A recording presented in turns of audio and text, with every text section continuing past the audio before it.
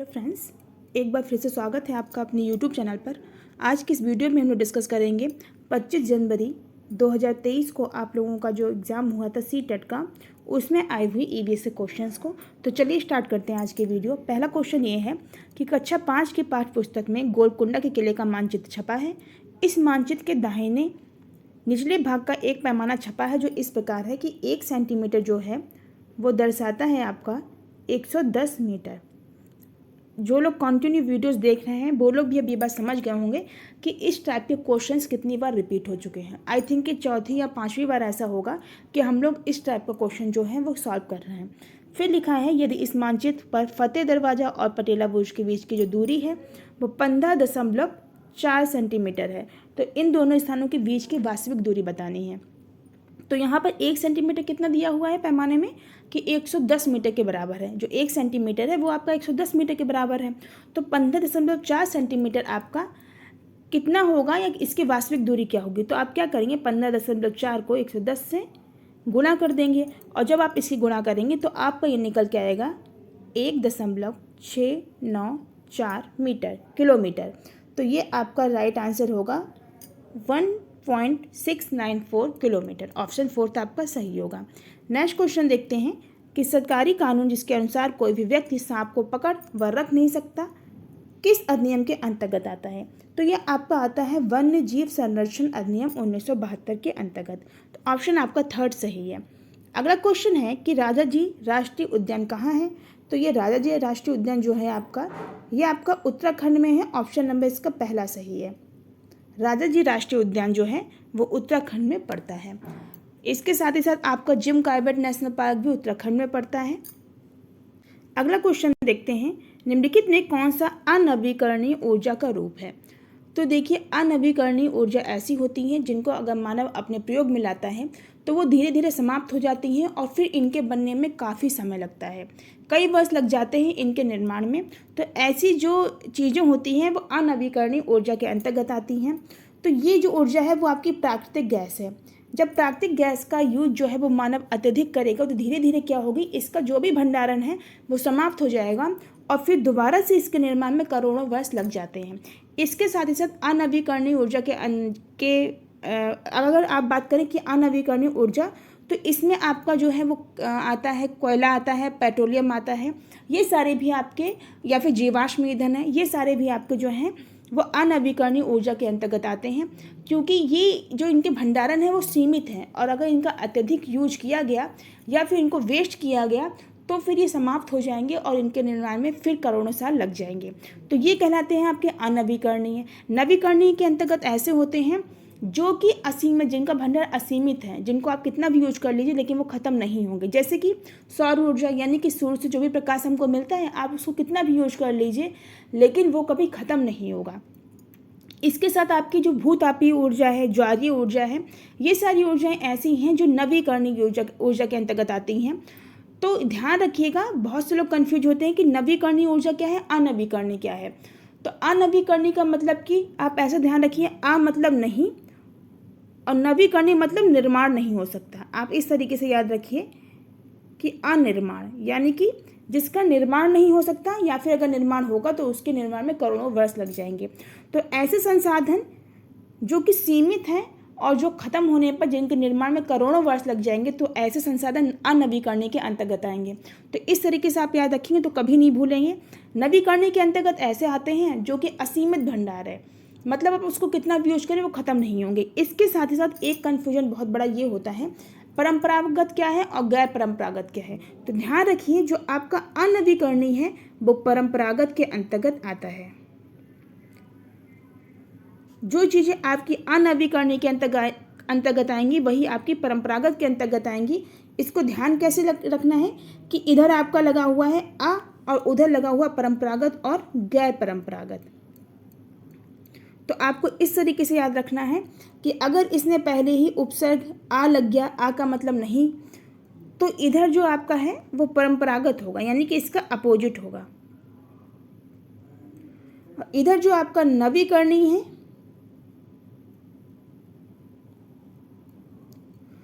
उसमें उधर क्या लग जाएगा, गैर नवीकरणीय, गैर परंपरागत, सॉरी।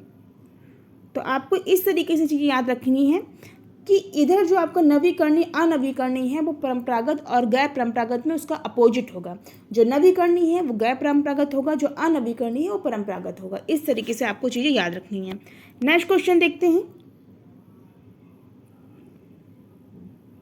निम्नलिखित में कौन सा केंद्र शासित प्रदेश बंगाल की खाड़ी के तट पर स्थित है? तो मैंने कई बार आप लोगों को मैप के द्वारा ये चीज़ समझाई है। एक तो ये मैप कभी सही नहीं बनता। मान लीजिए कुछ इस तरीके से इंडिया का मैप है, तो मैंने आपको बताया था इधर क्या है, अरब सागर है, नीचे हिंद महासागर, और इधर का जो क्षेत्र कहलाता है वो बंगाल की खाड़ी या बंगाल की खाड़ी के तट का क्षेत्र कहलाता है। तो मैंने आपको कई बार बताया है कौन कौन से तटों पर हमारी जो सिटियां हैं वो स्थित हैं। अगर बात करें हम लोग पुडुचेरी की, तो पुडुचेरी की स्थिति यहाँ पर दर्शाई जाती है और यही आपका आएगा बंगाल की खाड़ी के अंतर्गत। अगर बात करें अरब सागर, तो अरब सागर के अंतर्गत आपको क्या आएगा, गुजरात आ जाएगा। इसके बाद आपका आ जाएगा महाराष्ट्र, गोवा, कर्नाटक, केरल, ये सारे आपके आ जाएंगे अरब सागर के अंतर्गत। केरल के बाद इधर आपका जो पूर्वी तट आ जाता है, ये आता है आपका तमिलनाडु, आंध्र प्रदेश, उड़ीसा, पश्चिम बंगाल, पुडुचेरी, ये सारे आपके आते हैं बंगाल की खाड़ी के अंतर्गत। तो आपका जो बंगाल की खाड़ी है वो कहाँ आएगा, पुडुचेरी के अंतर्गत। जो सारी बंगाल की खाड़ी के तट पर क्या स्थित होगा, तो पुडुचेरी होगा। नेक्स्ट क्वेश्चन देखते हैं। राहुल को जुकाम है, वह अपने पसंदीदा भोजन का स्वाद नहीं ले पा रहा है, यह कारण क्या है? तो अक्सर आप लोगों ने देखा होगा, लोग कहते हैं कि अभी मुझे कोई स्मेल नहीं आ रही या हमको स्मेल नहीं आ रही क्योंकि हमको जुकाम है। तो जब जुकाम होता है तो क्या होता है, इसकी जो सूंघने की अनुभूति होती है वो प्रभावित हो जाती है, सूंघने की क्षमता जो होती है वो कम हो जाती है। तो क्यों ऐसा होता है, क्योंकि इससे क्या होता है कि अक्सर लोगों की नाक जो होती है बंद हो जाती है, तो उनको स्मेल कम आती है लेकिन इतना आभास स्मेल का नहीं हो पाता है। तो ऑप्शन इसका थर्ड सही है। नेक्स्ट क्वेश्चन है कि वन्यजीव संरक्षण सप्ताह किस माह के पहले सप्ताह के दौरान मनाया जाता है? तो ये आपका वन्यजीव संरक्षण सप्ताह है, ये आपका अक्टूबर महीने के पहले सप्ताह के दौरान मनाया जाता है। ऑप्शन इसका फर्स्ट सही है।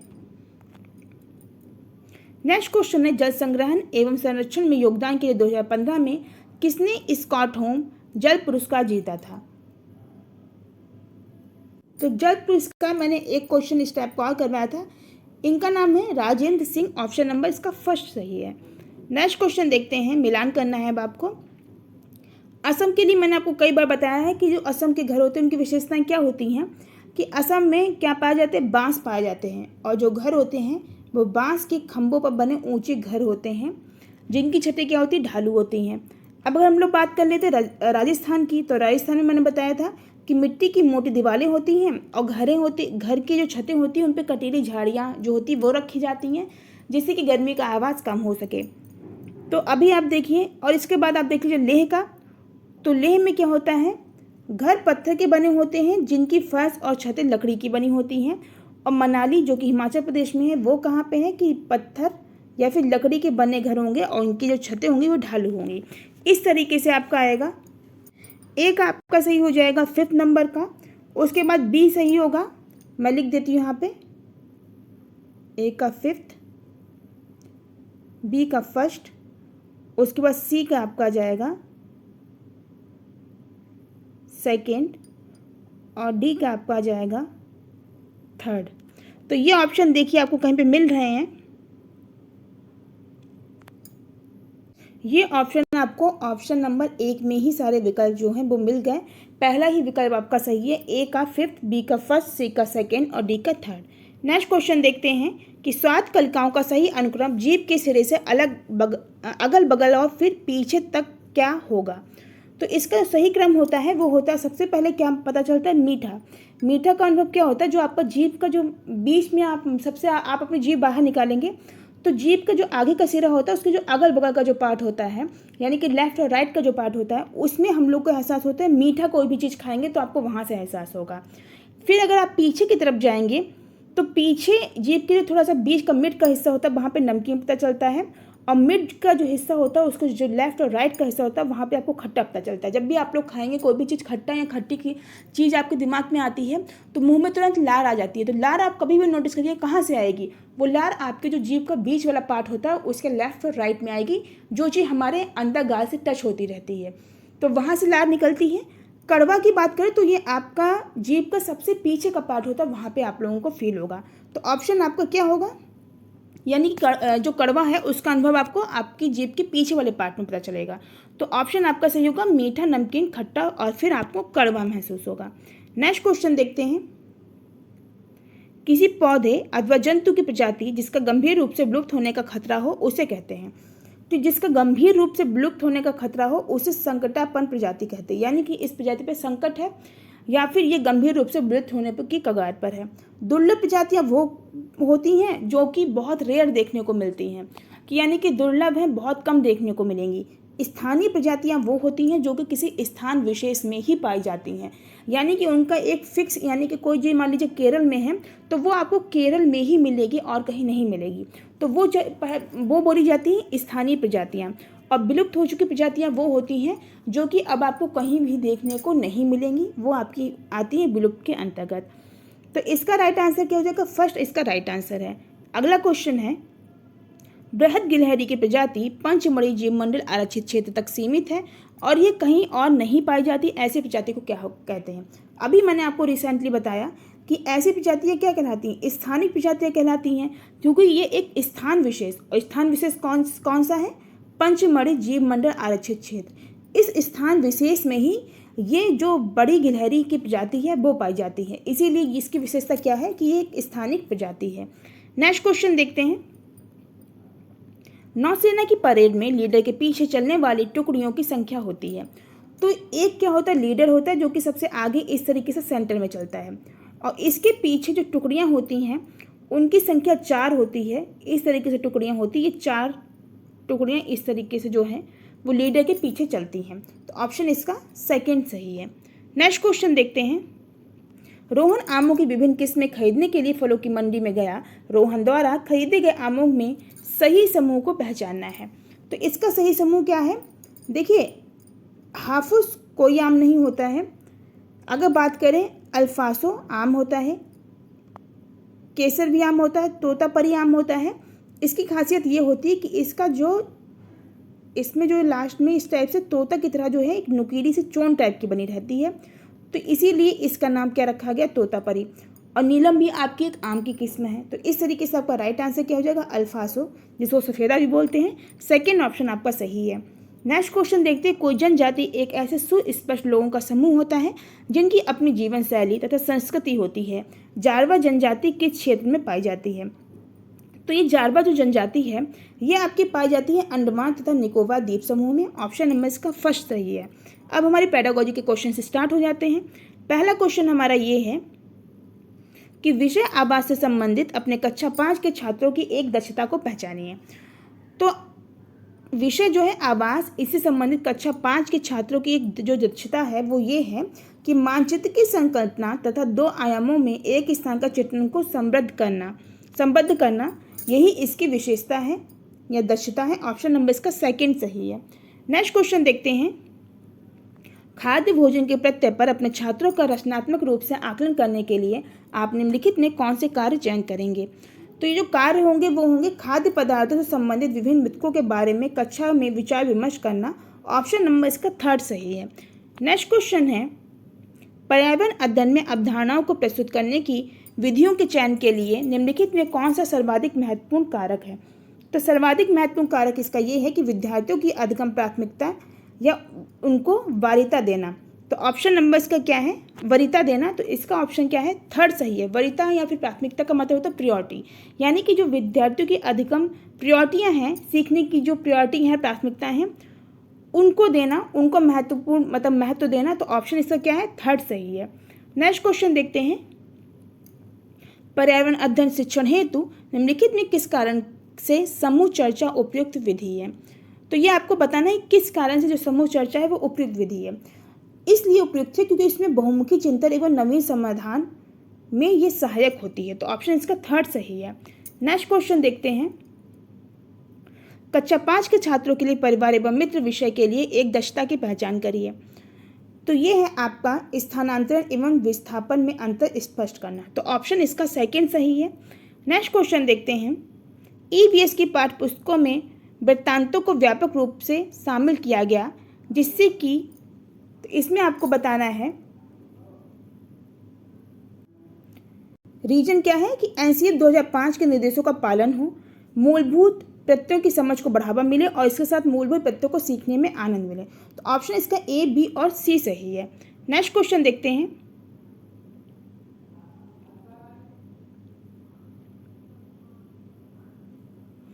नेक्स्ट क्वेश्चन है कि निम्नलिखित में कौन से कथन संरचनात्मक आकलन की विशेषताओं का वर्णन करते हैं। तो ये कथन है आपके, इसमें बच्चों को ये पता ही नहीं चलता कि उनका आकलन किया जा रहा है। बिल्कुल सही। अगर ये पता चल जाएगा तो रिजल्ट अच्छा नहीं मिलेगा। मान लीजिए आप किसी बच्चे का कोई भी आकलन कर रहे हैं, अब उसको पता चल रहा है कि ये टीचर हमको देख रहा है, हमको ऑब्जर्व कर रहा है, तो वो क्या वो शैतानी करेगा या वो कोई ऐसी चीज़ करेगा कि टीचर की निगाहों में उसका गलत इम्पैक्ट पड़े? तो बिल्कुल नहीं करेगा। वो क्या करेगा, वो जानेगा अगर मेरा आकलन हो रहा है तो वो क्या करेगा, अच्छे बच्चे की तरह ही पेश आएगा। तो हमेशा आकलन ऐसे करना चाहिए कि बच्चों को पता ही ना लगे कि उनका आकलन किया जा रहा है। इसके साथ ही आपका सही है कि ये सीखने के दौरान बच्चों की प्रगति का अवलोकन करते हैं या बच्चों की गतिविधियों के अवलोकन द्वारा उनके सीखने में सुधार की प्रक्रिया भी है। इस तरीके से आपको जो राइट है वो आपका है बी, डी और ई। तो ऑप्शन आपका फोर्थ सही है। नेक्स्ट क्वेश्चन देखते हैं। निम्नलिखित में कौन से कथन समेकित मूल्यांकन की विशेषताओं का वर्णन करते हैं। तो ये जो कथन है वो है, ये निर्धारित मानदंड के आधार पर बच्चे के कार्य की गुणवत्ता की जांच करना है और इसके साथ ही साथ यह एक बच्चे की उपलब्धि की तुलना दूसरे बच्चों की उपलब्धि से करना है। यानी कि आपका ऑप्शन ए और सी जो है वो सही है। सेकेंड ऑप्शन आपका इसका सही है। नेक्स्ट क्वेश्चन देखते हैं। राष्ट्रीय पाठचर्या रूपरेखा 2005 के अनुसार EVS पाठचर्या में सुझाए गए 6 थीमों में से निम्नलिखित में एक थीम कौन सी है। तो ये जो एक थीम है वो है आपकी आश्रय। 6 थीम है इसकी, उसमें से एक थीम आपकी है आश्रय। नेक्स्ट क्वेश्चन देखते हैं। EVS पाठचर्या में थीम परिवार और मित्र जो है वो सम्मिलित करता है। ये सम्मिलित करता है कार्य और खेल को। ऑप्शन इसका सेकंड सही है। नेक्स्ट क्वेश्चन है। सबिया ने अपने चित्र में आकाश को हरा और पेड़ को नीला रंग दिया। उसके शिक्षक को पहले क्या करना चाहिए। तो उसके शिक्षक को तो पहले तो चित्र की सराहना करें और उसके बाद उससे पूछे कि इन रंगों का चयन उसने क्यों किया। यानी कि उसके माइंड में कौन सी इमेज आई है, किसी बेस पर उसने या फिर किसी निष्कर्ष या किसी तर्क पर उसने इसका रंग ऐसा रंग किया होगा, यानी कि आकाश का रंग हरा और पेड़ों का रंग नीला किया होगा, या फिर उनको ये कलर पसंद है या किस बेस पर उसने ये कलर दिए। तो इसके पहले आपको क्या करना, इससे पहले आपको ये करना है कि उसके चित्र की सराहना करनी है कि चित्र बहुत अच्छा है, लेकिन जो आपने इसमें रंग भरे हैं इसका चयन आपने क्यों किया। तो ये क्वेश्चन पूछना है। ऑप्शन नंबर इसका थर्ड सही है। नेक्स्ट क्वेश्चन है। पर्यावरण अध्ययन का पाठ्यक्रम निम्नलिखित में किस प्रकार संगठित है। तो ये संगठित है बच्चे के निकटस्थ परिवेश से प्रारंभ होकर व्यापक पर्यावरण तक, और इसके साथ ही साथ स्व से रूप में बच्चे से प्रारंभ होकर स्व के रूप में व्यापक संदर्भ तक। तो ऑप्शन आपका ए और सी दोनों सही है। नेक्स्ट क्वेश्चन देखते हैं। 13 नंबर का क्वेश्चन है आपका। निम्नलिखित में कौन से कथन बच्चों के पर्यावरण से सीखने के बारे में सर्वाधिक उपयुक्त हैं। तो ये जो कथन है आपके वो हैं, बच्चे पर्यावरण से अंतःक्रिया द्वारा सीखते हैं और इसी साथ बच्चे अपने दोस्तों के साथ चर्चा द्वारा सीखते हैं। तो ऑप्शन इसका बी और सी सही है। नेक्स्ट क्वेश्चन है। अंतरा को अकेले पहेली हल करना मुश्किल लग रहा था, लेकिन अपने बड़े भाई प्रसून के साथ वह कुछ ही मिनटों में पहेली को आसानी से सुलझा सकी। इसका कारण निम्नलिखित में से क्या हो सकता है। तो इसका जो कारण होगा वो होगा कि बच्चे वयस्क के सहारे द्वारा दिए गए स्कैफोल्डिंग से समीपस्थ विकास के क्षेत्र को पार कर लेते हैं। ऑप्शन इसका सेकंड सही है। नेक्स्ट क्वेश्चन है। प्राथमिक स्तर EVS में पाठ्यक्रम इस तरह से विवेचित किया जाता है कि यह शुरू होता है, तो यह शुरू होता है सीखने वाले के तत्काल परिवेश से। तो ऑप्शन इसका फर्स्ट सही है।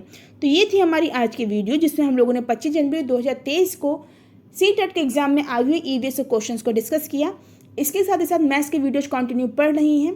आप लोग उन वीडियोज को भी देख लीजिए क्योंकि ये भी आपके लिए काफ़ी हेल्पफुल होने वाली हैं एग्जाम के लिए, क्योंकि मैंने कई बार बताया है कि मोस्टली पैटर्न वही रहता है और क्वेश्चंस भी हूबहू वही आ जाते हैं। तो इसीलिए प्लेलिस्ट दोनों की ही पढ़ी है, EVS की, मैथ्स की भी। जिन लोगों ने वो वीडियोज अभी तक नहीं देखी हैं उन वीडियोज़ को आप लोग देख लीजिए। आज की वीडियो में बस इतना ही। वीडियो पसंद आए तो वीडियो को लाइक करिए, शेयर करिए। मिलते हैं नेक्स्ट वीडियो में। तब तक अपना ख्याल रखिए, खुश रहिए। Thank you.